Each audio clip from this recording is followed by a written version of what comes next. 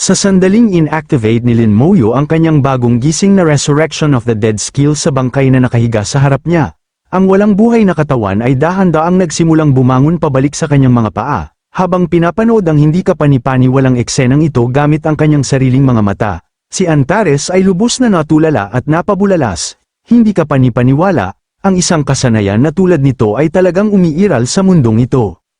Sa loob ng ilang sandali, ang mga nakakalat na buto na nakahiga sa lupa ay ganap na muling nag-assemble. Habang natapos ang pagkabuhay, ang nilalang ay unti-unting nabawi ang eksaktong anyo na mayroon nito bago ang kamatayan nito. Sa sandaling ito ay ganap na nabuhay, naglabas ito ng isang nakakabinging ungol. Ito ay ang Desolate Wild Beast, at ang mismong puwersa ng kanyang ungol ay yumanig sa buong lugar. Sa sandaling makita ni Lin Moyo ang nabuhay na Desolate Wild Beast, ang kanyang ekspresyon ay agad na naging seryoso, direktang tumingin sa nilalang, mahinahon niya itong inutusang lumuhod. Sa sandaling marinig nito ang kanyang utos, ang halimaw ay sumunod ng walang pag-aalinlangan at agad na lumuhod sa harap niya. Matapos kumpirmahin na ang nilalang ay tapat na susunod sa bawat utos, itinuro ni Lin ang kanyang daliri kay Antares at nag-utos, "Isagawa mo ang aking utos, atakihin mo siya." Pagkarinig ng mga salitang yon, si Antares ay bahagyang nagulat habang ang Desolate Wild Beast ay agad na tumayo ng may galit na ungol bago sumugod ng diretso patungo sa kanya. Nang makita ang halimaw na sumusugod sa kanyang direksyon, mahinaong tumayo si Antares at walang hirap na itinaas ang isa sa kanyang mga kuko. Sa sandaling pumasok ang nilalang sa saklaw, inugoy niya ang kanyang kuko ng isang beses, dinurog ang Desolate Wild Beast at pinatay ito ng walang kahirap-hirap. Sa sandaling nawasak ang nilalang, agad na in-deactivate ni Lin ang Resurrection of the Dead. Gayunpaman, tinitigan siya ni Antares ng may inis na ekspresyon bago galit na sinabi, "Ikaw talaga, kinontrol mo ang bagay na yun at pinaatake mo ako." Ngumiti lamang si Lin bago sumagot, "Sinusubukan ko lang ang aking bagong kasanayan, at saka, kahit na ang Desolate Wild Beast King ay nabuhay, hindi pa rin ito kayang saktan ng isang kasing lakas mo. Tama ba?" Alam niya mula sa simula na ang nilalang ay hindi kailanman may kakayahang banta si Antares. Matapos marinig ang paliwanag na yon, tumango si Antares bago sinabi, "Sa totoo lang, hindi ko inaasahan na ang iyong kasanayan ay tunay na makakapagbuhay sa Desolate Wild Beast King, matagal na itong patay. Ngunit matapos mabuhay, ito ay mas malakas pa kaysa nung ito ay buhay. Kung bibigyan ka ng bangkay ng isang super god, malamang na matatalo mo ang parehong Demon Emperor at Dragon Emperor nang walang gaanong kahirapan." Noon lamang, isa pang kakaibang pagbabago ang biglang nagsimulang mangyari sa loob ng katawan ni Lin Moyo. Naramdaman muli ang pamilyar na sensasyon, kumunat ang kanyang noo at tahimik na bamulong, nangyayari na naman. Halos kaagad pagkatapos, isa pang system notification ang lumitaw sa harap ng kanyang mga mata. Skill obtained, Infinite Fusion, pagsamahin ang undead creatures o skills upang lumikha ng ganap na bagong undead at kakayahan. Depende sa kombinasyon, ang fusion ay maaaring maging mas mahina o makatanggap ng napakalaking pagtaas sa kapangyarihan. Matapos basahin ang notification, kahit si Lin Moyo ay hindi maitago ang kanyang pagkagulat sa hindi kapani-paniwalang kakayahan na kanyang nakuha. Samantala, si Antares ay naging mausisa rin at agad na nagtanong, "Kaya, anong bagong kasanayan ang nagising mo sa pagkakataong ito?" Tumingin si Lin sa kanya at sumagot, "Ito ay tinatawag na Infinite Fusion. Maaari ko na ngayong pagsamahin ang aking undead o maging ang aking mga kasanayan upang lumikha ng ganap na bagong undead creatures at mga bagong kakayahan." Pagkarinig ng paliwanag na yon, agad nang umiti si Antares at sinabi, "Pagkatapos ay subukan natin ito ngayon din." Walang sinayang na oras, pumayag si Lin at agad na nagsimulang magpatawag ng kanyang undead army. Makalipas ang ilang sandali, ang Undead Horseman at ang Skeletal Dragon ay lumitaw sa harap ni Lin Moyo at Antares, nakatayo ng magkatabi habang naghihintay ng utos ng kanilang Panginoon. Sa sandaling may patawag ang parehong undead creatures, inactivate ni Lin ang Infinite Fusion. Habang nagkabisa ang kasanayan, ang parehong undead bodies ay agad na nabasag sa hindi mabilang na maliliit na particle bago dahan-daang nagsanib. Ang kanilang mga anyo ay unti-unting nagsanib sa isang solong pag-iral. Makalipas ang ilang sandali, ang fusion ay kumpleto na. Ang dalawang undead ay umunlad sa isang ganap na bago at mas malakas na nilalang. Nakatayo sa harap ni Lin Moyo at Antares ay isang Maringal na Headless Dragon Knight, isang Headless Knight na nakasakay sa itaas ng isang makapangyarihang Skeletal Dragon. Parehong sina Lin at Antares ay naiwang walang masabi habang nakatitig sa bagong likhang undead. Tumingin sa hindi kapani-pani walang resulta, hindi napigilan ni Lin na sabihin ng lubos na hindi makapaniwala. Hindi ko inaasahan na ang fusion ay lilikha ng ganito. Kahit si Antares ay mukhang tunay na namangha, nakatitig kay Lin, nagtanong siya, ano na ang nangyayari sa iyo? Anak, bakit ang bawat kasanayan na iyong ginigising ay hindi kapani-pani walang malakas? Makalipas ang ilang sandali, tumingin si Lin kay Antares at sinabi, siya nga pala, Antares, may gusto sana akong itanong sa iyo. Pagkarinig ng seryosong tono sa kanyang boses, agad na nagtanong si Antares, may nangyari ba? Pagkatapos ay sinimulan ni Lin na ipaliwanag ang lahat ng nangyari nang maabot niya ang level 80, maingat niyang ikinwento kay Antares ang tungkol sa banal na parusa. Inilarawan ang bawat pangyayari na naganap sa kanyang breakthrough nang hindi nag-iiwan ng anumang detalye.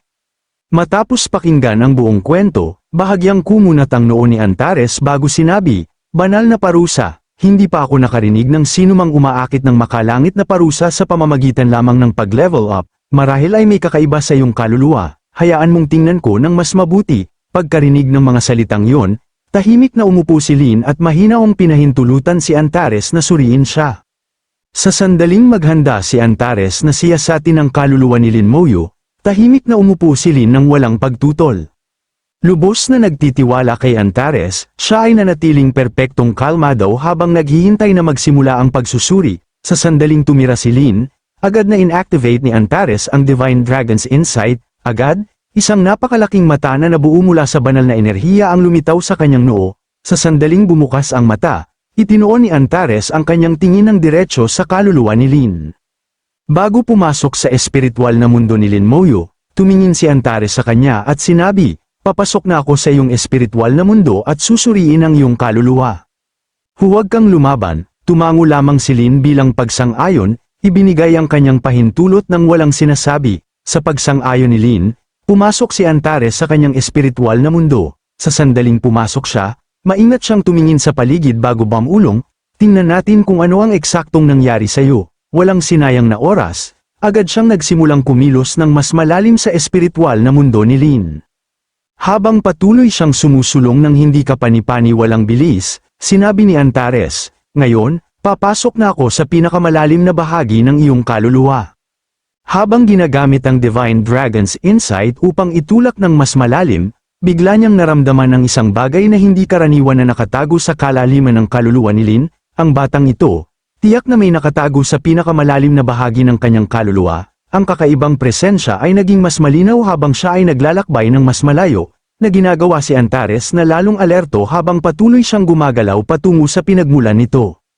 Gayunpaman, sa sandaling marating niya ang pinakamalalim na rehiyon, ang napakalaking dragon eye na nilikha ng Divine Dragon's Insight ay agad na nawasak ng walang babala, nasaksihan ang kanyang banal na kakayahan na nagwasak ng walang kahirap-hirap, nanlaki ang mga mata ni Antares sa lubos na hindi makapaniwala at napabulalas. Paano ito posible? Sa eksaktong sandaling yon, isang mahiwagang simbolo na nakatago ng malalim sa kaluluwa ni Lin Moyo ang lumitaw sa harap ni Antares. Sa sandaling nakilala niya ito, ang kanyang ekspresyon ay nagbago ng malaki habang siya ay sumigaw sa pagkabigla, isang Great World Curse. Paano ito mangyayari? Bakit ang isang katulad mo ay nabansagan ng Great World's Curse? Sa sandaling maramdaman ng mahiwagang simbolo ang presensya ni Antares, agad itong naglabas ng napakalakas na alon ng dark purple na enerhiya. Sa labas ng espiritual na mundo, naramdaman ni Lin na may mali at nag-aalalang tinawag ang pangalan ni Antares. Samantala, sa loob ng espiritual na mundo, naramdaman ni Antares ang nakakatakot na kapangyarihang pumutok mula sa sumpa. Walang pag-aalinlangan, agad siyang umatras mula sa kaluluwa ni Lin habang sumisigaw, napakalakas na kapangyarihan. Winasak nito ang aking soul projection sa isang iglap. Matapos makatakas mula sa espiritual na mundo ni Lin, tiningnan siya ni Antares ng may mabigat na ekspresyon at sinabi, sa kalaliman ng iyong kaluluwa ay nakalatag ang isang Great World Rune na nakatago sa kabila ng ordinaryong pangunawa. Hindi ko alam kung ano ang nangyari sa iyo. Ngunit isang bagay ang tiyak, ikaw ay sinumpa ng Great World. Pagkarinig ng mga salitang yon, si Lin Moyo ay mukhang lubos na nalito bago nagtanong, isang Great World Rune. Ano ang eksaktong yun? Nang makita ang kanyang pagkalito, Huminga ng malalim si Antares at nagsimulang ipaliwanag ang nakakatakot na katotohanan sa likod ng mahiwagang rune. Ang Great World Rune ay ang pinakamatanda at pinakamalalim na rune na umiiral sa loob ng isang Great World. Kinakatawan nito ang pinakapangunahing kapangyarihan ng mundo, ang orihinal na mga batas nito, ang pinagmulan kung saan nagsimula ang lahat, at ang pinagmulan ng lahat ng pag-iral mismo. Tumigil siya saglit bago nagpatuloy. Ang Great World ay walang katulad sa maliit na mundo na iyong kasalukuyang ginagalawan. Ang paghahambing ng dalawa ay tulad ng paghahambing ng isang maliit na lawa sa isang walang katapusang karagatan. Ang pagkakaiba ay lampas sa imahinasyon. Kung sino man ang tunay na makakakontrol ng isang Great World Rune ay magiging pinuno ng Great World mismo, ang kataas-taasang pag-iral na nakatayo sa itaas ng lahat.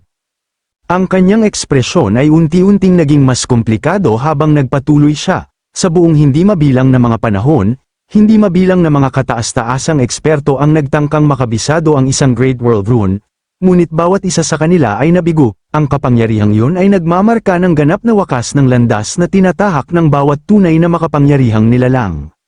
Pagkatapos ng maikling katahimikan, nagpatuloy si Antares. Ang tanging pagkakataon na nasaksihan ko ang marka ng isang Great World Rune ay sa seremonya ng pagpupugay sa Ancestral Dragon. Kahit noon, nakita ko lamang ang imprint nito sa manifested body ng Ancestral Dragon. Matapos makinig ng mabuti sa lahat, tumingin si Lin kay Antares at nagtanong, kung ang isang Great World Rune ay tulad ng isang hindi ka pani-pani walang pag-iral, bakit ito maglalagay ng sumpa sa akin? Pagkarinig ng tanong, si Antares ay nanatiling tahimik saglit bago sa wakas ay sumagot, hindi ko alam. Ang pag-iral na yon ay lampas pa sa pangunawa ng mga Ancestral Dragons. Kahit habang nagsasalita siya, may malinaw na pag-aalinlangan sa kanyang boses. Nang makita si Antares na nag-aalinlangan, tiningnan siya ni Lin ng may seryosong mukha at tahimik na pinaalalahanan siya, magkaibigan tayo. Pagkarinig ng mga simpleng salitang yon, dahan-daang ipinikit ni Antares ang kanyang mga mata, nanatiling tahimik sa ilang sandali bago muling iminulat ang mga ito ng may determinadong ekspresyon. Ang kanyang mga mata ay puno na ngayon ng ganap na pagpapasya. Hinugot ang isa sa kanyang sariling dragon scales mula sa kanyang katawan. Direktang tumingin si Antares kay Lin at nagpahayag, kahit na ito ay ang Great World Rune, ano naman, tutulungan kitang labanan ito. Sa sandaling matapos siyang magsalita, bumulusok si Antares sa kalangitan nang hindi ka pani-pani walang bilis. Habang pumailang lang ng mas mataas at mas mataas sa lupa, inulit niya ng may di natitinag na determinasyon, kahit na ito ay ang Great World Rune, lalabanan ko ito kasama mo. Sa kanyang pag-abot sa kalangitan, ibinuka ni Antares ang kanyang napakalaking mga panga at mabilis na nagtipo ng napakalawak na halaga ng enerhiya. Matapos ganap na mag-condense ang kapangyarihan, inilabas niya ito ng diretso sa dragon scale na kanyang tinanggal. Sa sandaling tumama ang enerhiya sa kaliskis, agad itong nagsimulang umunlad, naglalabas ng napakalakas na alon ng nakakatakot na cold type energy mula sa loob.